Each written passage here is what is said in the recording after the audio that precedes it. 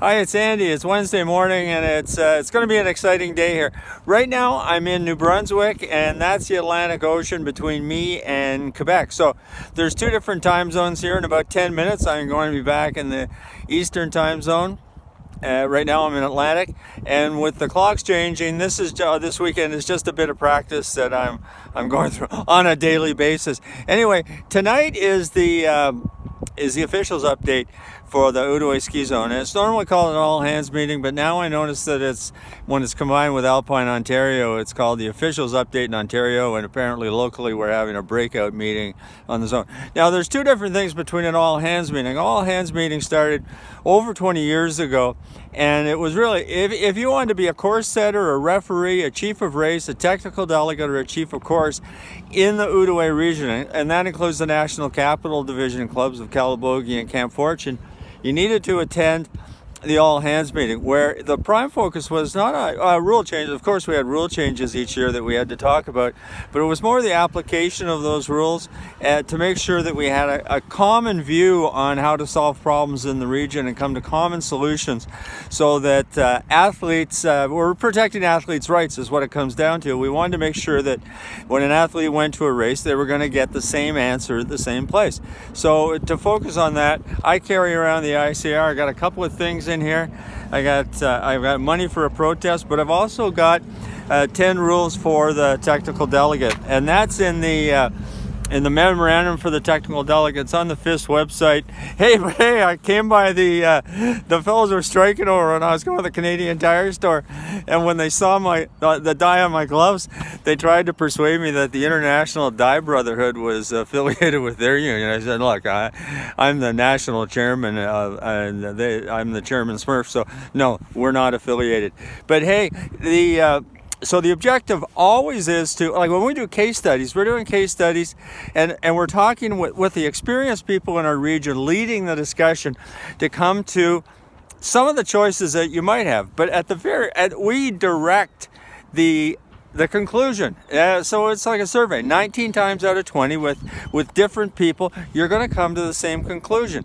And that really allows the athlete to understand what the outcome will be if they make certain decisions. Let's say they're obstructed. Let's say they ask for a rerun.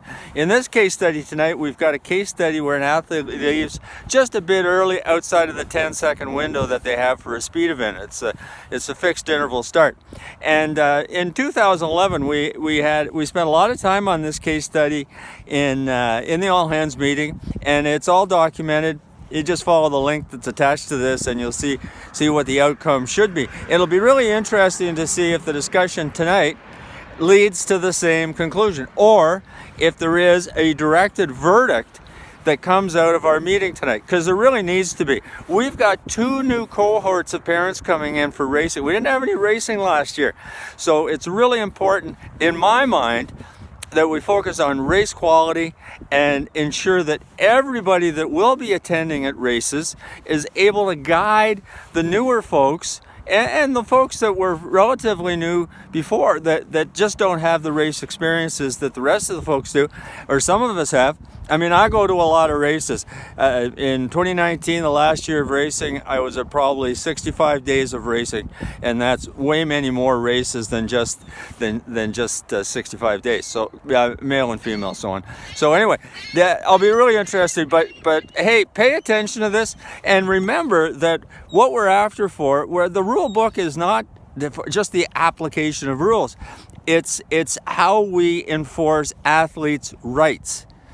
And if you look at our RCR that way, this is all about fairness and equity for the athletes. They have to know what we are thinking and how the rules are going to be applied to protect their rights. Anyway, that's a bit of a rant. But I am in Atlantic Canada, so I think I'm allowed to do that right now. When I go back across the bridge, it'll be a completely different behavior mode for me. But I'm really looking forward to tonight. They're always fun, and it's nice to see. Yeah, we don't get to see people because we're not there in the meeting. We used to get 150 people out for the all hands meeting in the Ottawa area. We had so many trained officials. It was just one of the best, if not the best, region in the country for officials education. But But tonight I'll be able to see all the folks that are attending. I can scroll on the Zoom call and, you know, maybe even say hi to them all on a chat. Anyway, hope you're having a nice day. It's a great day for me. It's a beautiful day here. Really cold, but a nice day. Hey, maybe we'll see you tonight.